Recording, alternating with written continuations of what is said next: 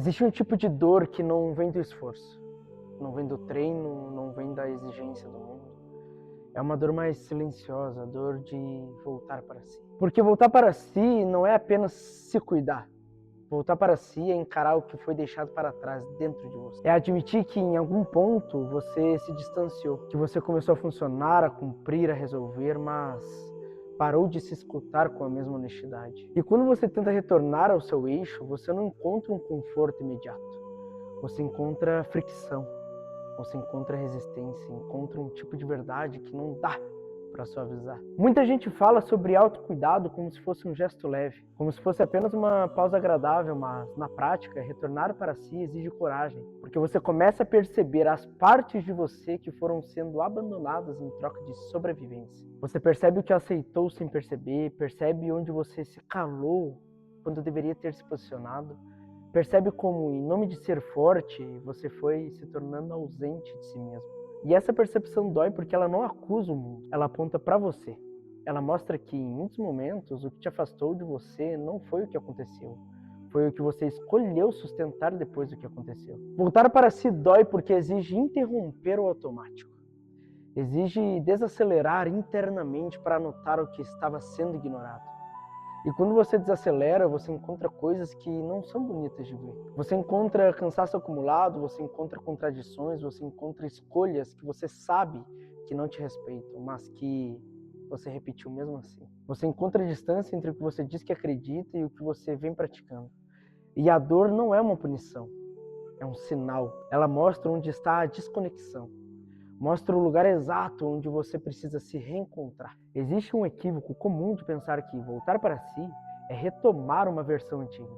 Como se você pudesse voltar a ser quem era antes de certas fases, antes de certos pesos, antes de certas exigências. Mas o retorno não é uma volta no tempo, é um realinhamento. Você não volta para um passado idealizado, você volta para uma verdade interna que continua existindo mesmo que você tenha se afastado dela. E essa verdade, muitas vezes, não é confortável.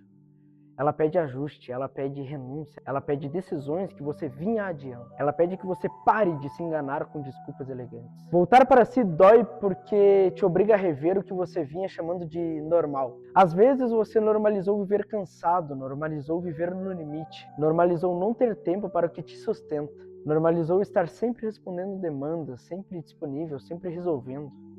E por fora isso até parece responsabilidade, mas por dentro isso começa a te custar identidade. E quando você começa a se ouvir de novo, você percebe que parte desse custo não é inevitável. Parte desse custo é consequência de escolhas que você fez repetidamente.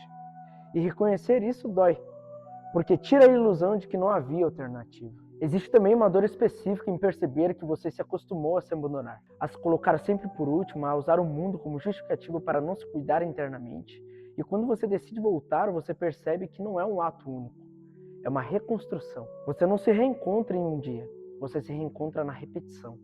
Em pequenas atitudes que parecem simples, mas que exigem coerência. Voltar a dormir direito, voltar a treinar com presença, voltar a fazer o que você sabe que te organiza, voltar a dizer não para o que te desorganizava, voltar a se respeitar de forma prática. E esse retorno, no começo, dói justamente porque você estava há muito tempo distante. Há uma parte do retorno que é quase inevitável. Você começa a sentir culpa. Culpa por ter demorado, por ter permitido certas coisas, por ter escalado.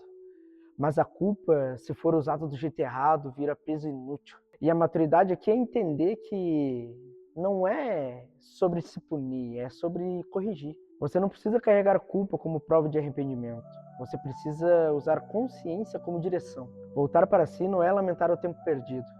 É decidir como você vai viver a partir daqui.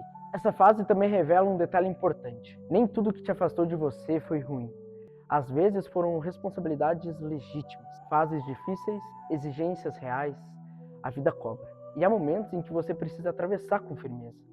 O problema não é atravessar, o problema é permanecer no modo de sobrevivência quando a fase já passou. O problema é continuar funcionando como se ainda estivesse sendo perseguido por urgências antigas. Voltar para si dói porque você começa a perceber que certas guerras já acabaram, mas você continua lutando internamente. E abandonar essa luta interna exige coragem, porque você se acostumou a viver nela. Voltar para si dói porque é um confronto com a verdade. Muitas vezes você sabe o que precisa ser feito, você só estava adiando, não por incapacidade, mas por medo do desconforto que viria com a mudança. Mudar rotina, mudar ambiente, mudar prioridades, mudar postura.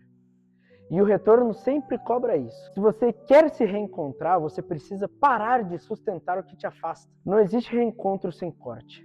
Não existe realinhamento sem renúncia. E é aí que dói, porque você percebe que algumas coisas não podem ir com você. Com o tempo, você entende que essa dor não é inimiga. Ela é parte do processo. A dor do retorno é como o corpo voltando a trabalhar depois de um tempo parado.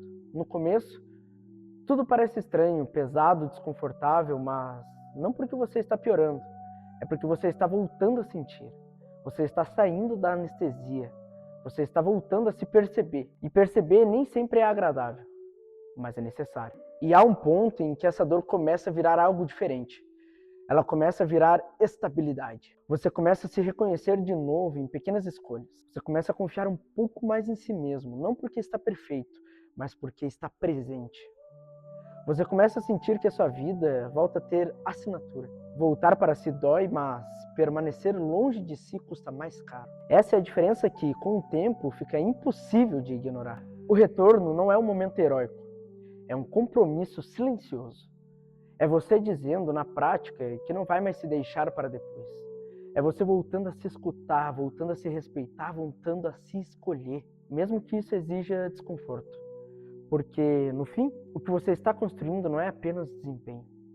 É uma vida em que você consegue habitar a si mesmo com paz.